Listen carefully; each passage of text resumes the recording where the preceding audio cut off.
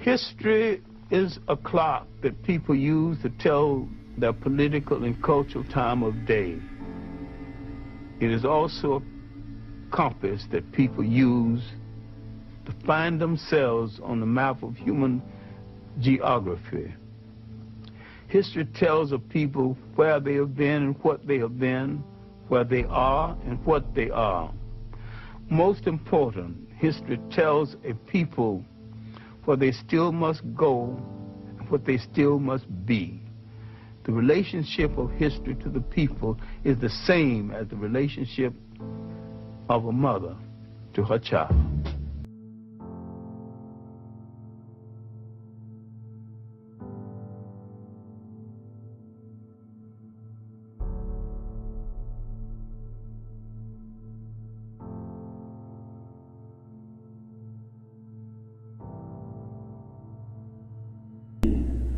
Our destiny is tied up in the destiny of America.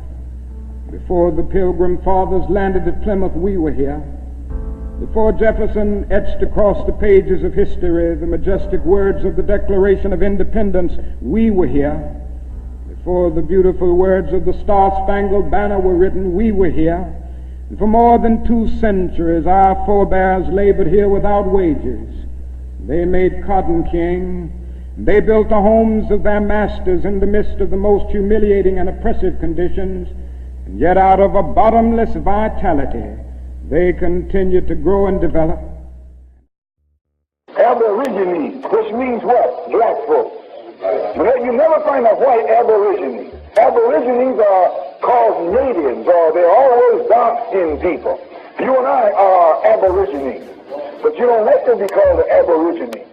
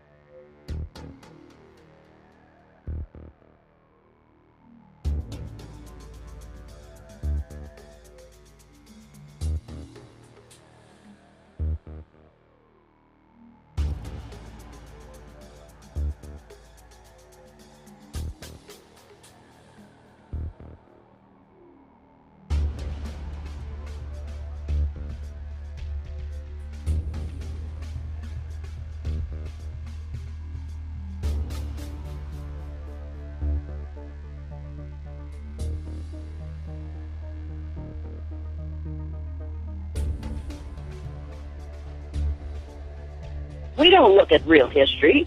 We look at the history that we were taught in school, which is mostly a flat-out lie. Columbus didn't discover America. There were blacks here before Columbus got here. There were blacks here before Columbus got here. What we call education in this country is actually indoctrination. Blacks were here first, and blacks are going to be here last.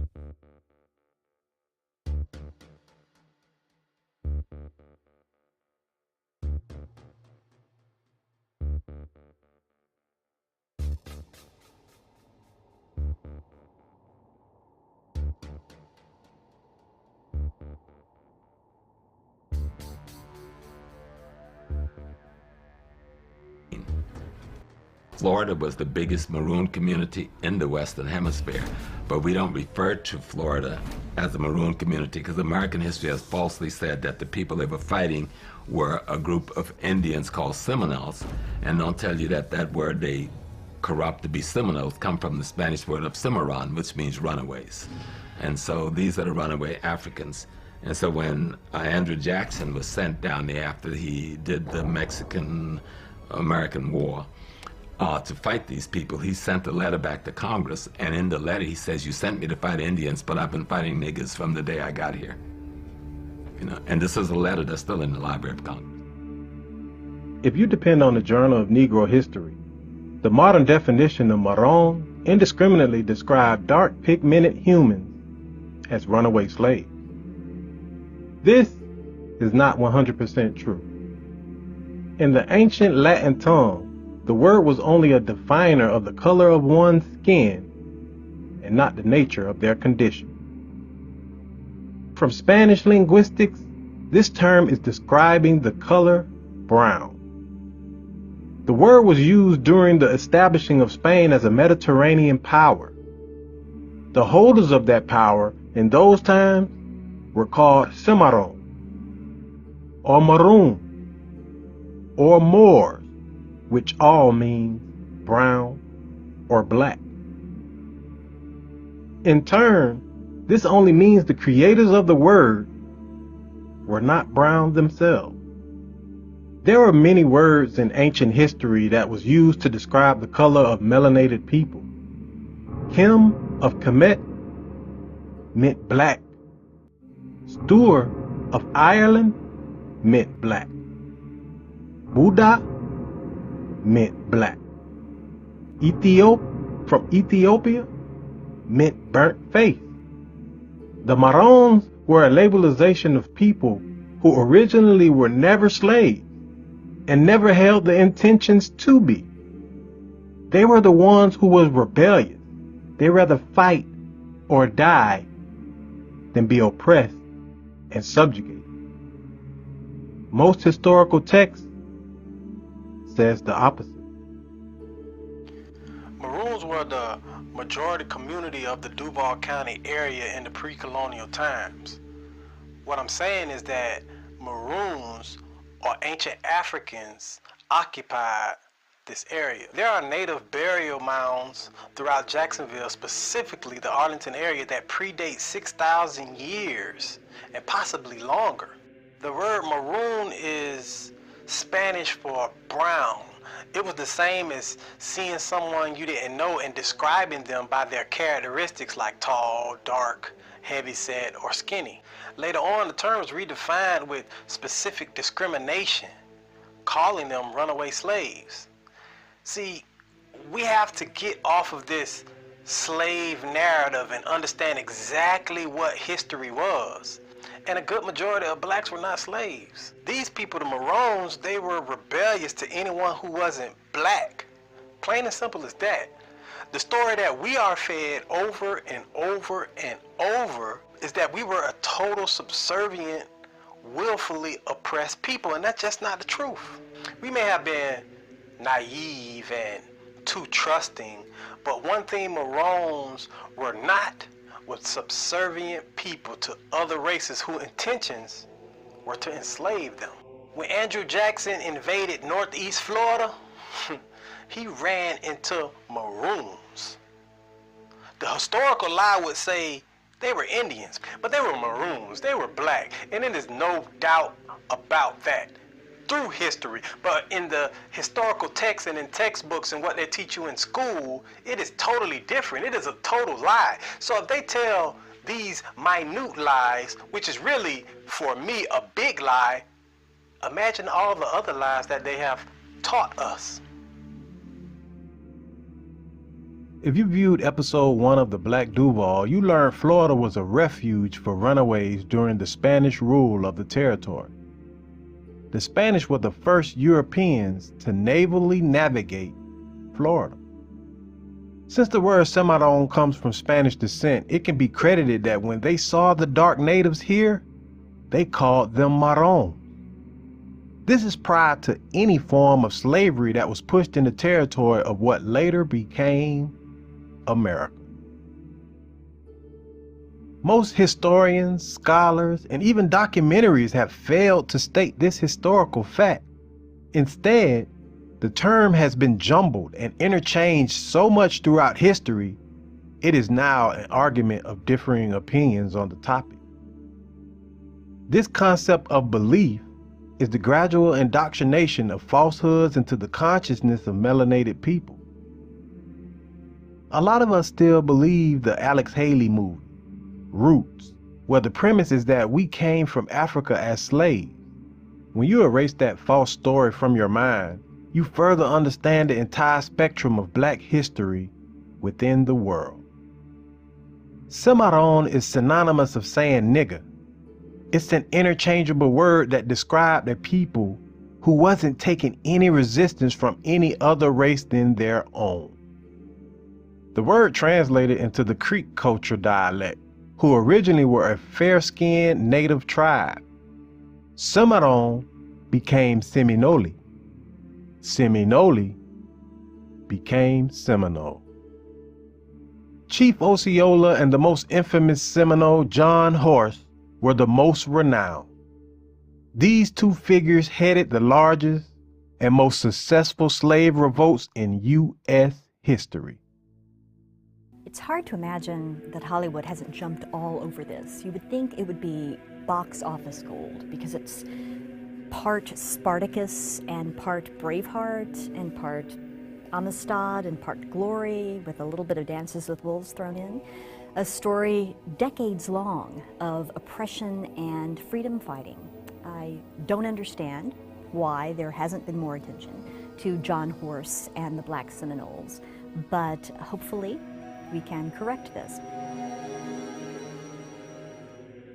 It's overlooked not just by filmmakers, it's not well known in popular culture, and in fact it's been overlooked by historians of slavery, if you can believe it. In 1818, this was James Monroe's administration, General Andrew Jackson actually moved into Florida, invaded it, not authorized to do so. He was actually pursuing justice against those who'd attacked Fort Scott in Georgia, but he did it anyway. He went into Florida and claimed it for the United States.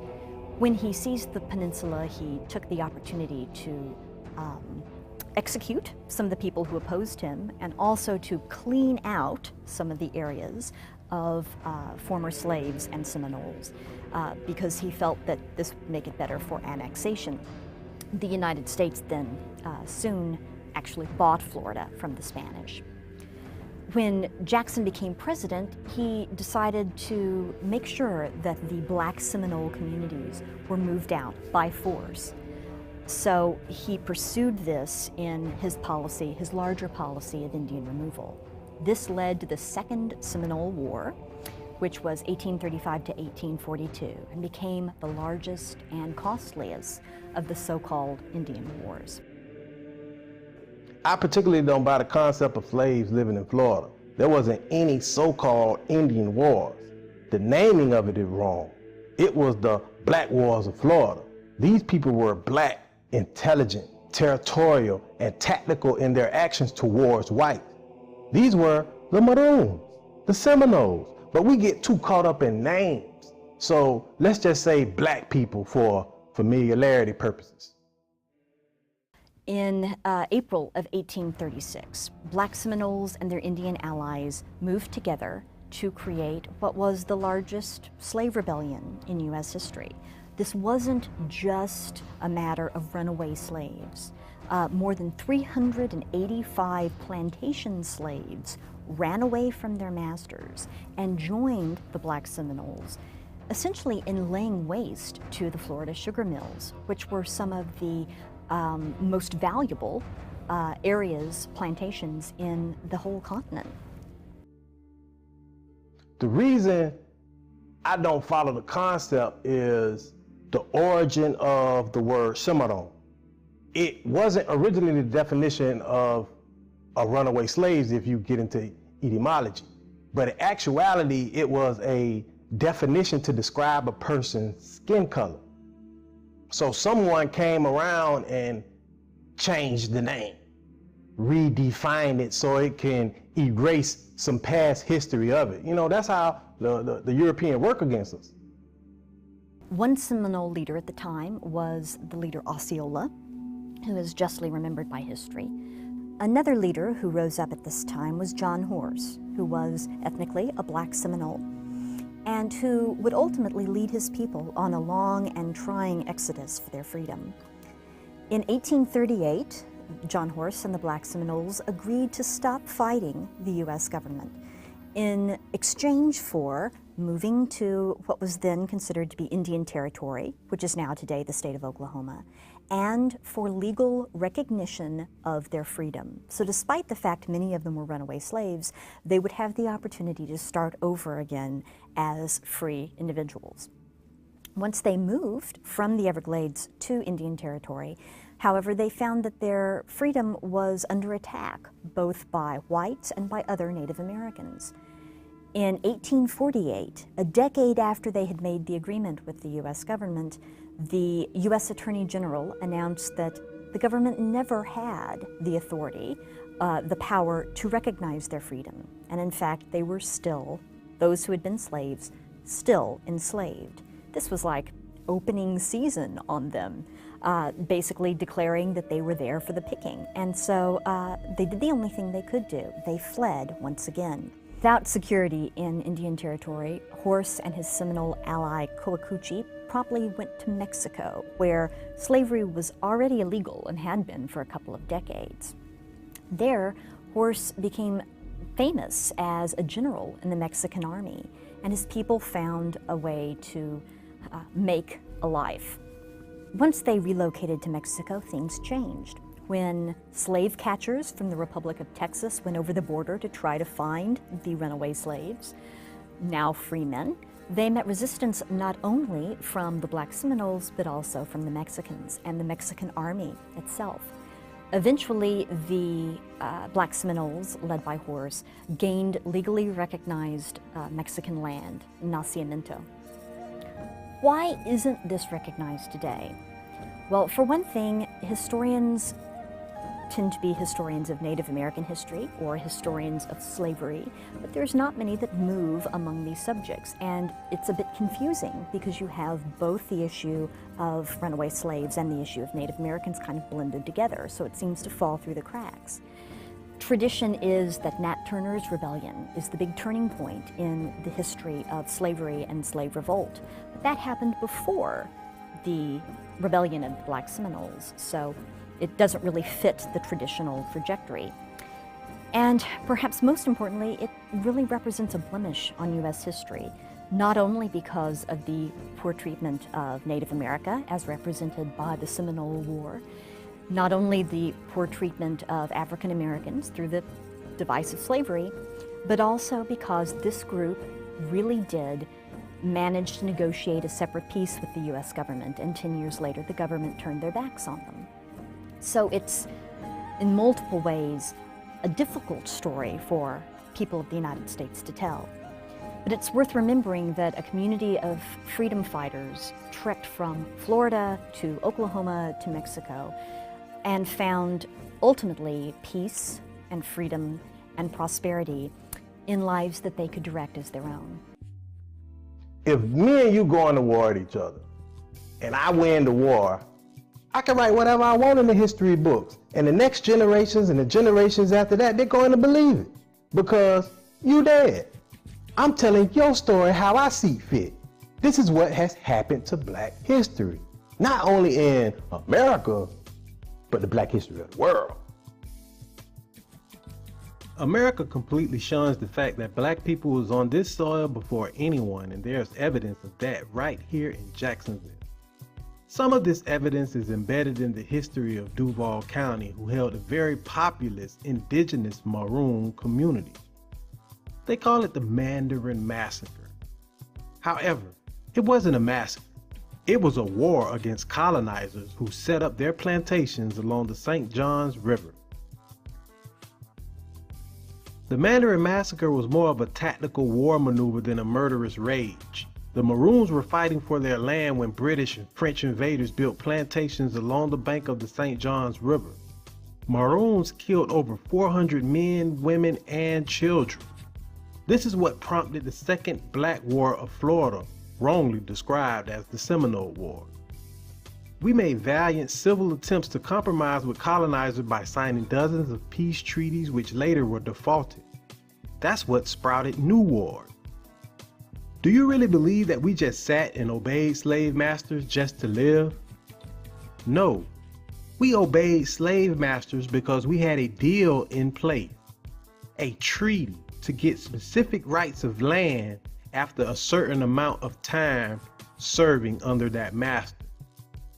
John Horse and the Seminoles were the first and only to get these rights, but they were exiled out of Florida and their treaties with America was eventually rescinded. Although the Seminoles were most skillful, they were not the only blacks in Florida. There are many Black people described akin to the Seminoles: the Lenape, the Kiowa, the Iroquois, the Cherokee, the Pequot, the Timucua, and other black natives in the Americas thousands of years before any European were here first. Black people as a collective must come to the consensus that our culture and our history has been compromised completely. We also must understand our participation in this oppressive nature of the society that we live in. We also play a part because we don't smarten ourselves up. We must learn who we are and not be taught by people who doesn't look like us. That's just a big mistake that we continuously make over and over and over and over again. We expect that the people who hate us, who despise us, we expect them to educate us also. And that's just not going to work for the benefit of black people. We must ask the question that no one wants to ask. Why are we so hated? Why are we so despised?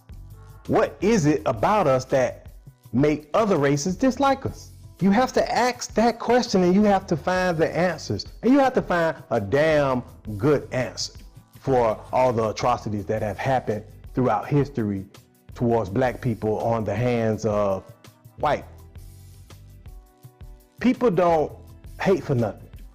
The only time hate of an individual or a group of people is shown is because that individual or group of people is great in some form. What is our greatness? What is your greatness, black people? And I'm not talking about your physical attributes or how fast you can run or how good you can sing or how good you can dance. I'm not even talking about our mental fortitude and our natural ingenuity. Those are byproducts of our greatness. Your history has been hidden from you and you can't find it. You won't even go and search it. Your spirituality has been stripped from you. You will just accept whatever is given to you. Why? John Horse and the Maroons, they were a community spread all over Florida and in Duval particularly. Some of you are descendants of Maroon. Your indigenous ancestors. Africa is not your homeland. That is the lie that has been told to black Americans for decades. Malcolm X said it, Martin said it, W.E.B. Du Bois said it, Booker T. Washington said it, and now I'm saying it. I've done the research. We are not from Africa. The entire planet belongs to us. We should not subscribe to one particular land. All this shit is ours, all of it. We're the descendants of a world-class people, Duval. But the understanding of ourselves is low-class. When your world comes crumbling down and the rain starts falling, I'll protect you, I will catch you, I won't let you fall down. I swear that I'll be there when there's no one around. It gets real deep, but I won't let you drown. 'Cause we all we got, 'cause we all we got, yeah, yeah, yeah. 'Cause we all we got, 'cause we all we got, yeah, yeah, yeah. 'Cause we all we got, 'cause we all we got, yeah, yeah, yeah. 'Cause we all we got, 'cause we all we got, yeah, yeah. Yeah, that's my nigga, that's my brother, that's my dog. We been ballin', homie, y'all Scobie, y'all just kicking all best of buds. Same hood since we been small, saving allowances, cupping them ounces, but we've evolved. I don't really eat pork, but I'll go him by left. Y'all don't really want war, so just marching left, right, left. See, I try not to be violent, but y'all liable to get jumped on. No ice bucket, nigga still might get dumped on. So, nigga, what's wrong? Please change up your tone so we won't feel pre-squared to do an invasion in your home. Left kids like my kids, 'cause we just like family. If ever you not around, I'll hold them down. Gravity, family is about love. Pause. amigos, no homo. We'll be side by side, G to G, Gucci logo. Yeah, bro, we know Migos. I ain't talking about no rappers. We know real amigos, Mexican traffickers. Stay on top of my math, cause my brain work like an abacus. And when we flow, it's magic. Abracadabra. I'm snapping cause I'm snapping cause this ain't just no rap to us. I always have your back.